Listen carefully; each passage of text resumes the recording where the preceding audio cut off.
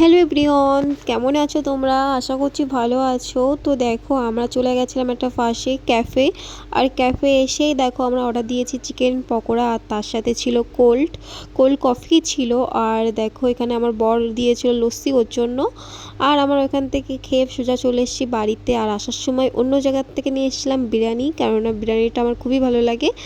আর আমাদের সপ্তাহে দুবার তো খাওয়া পড়েই বিরিয়ানি।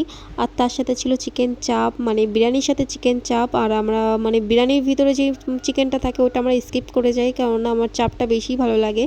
ওই জন্য আলু বিরিয়ানি নিই আর তার সাথে চিকেন চাপ নিই।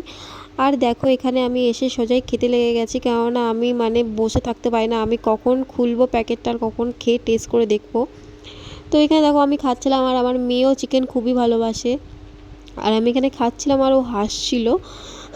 তো কেমন লাগলো আমার ভিডিওটা কমেন্ট করে জানিও, ভালো লাগলে লাইক কমেন্ট করে দিও। আজকের ভিডিওটাই পর্যন্ত, বাই বাই।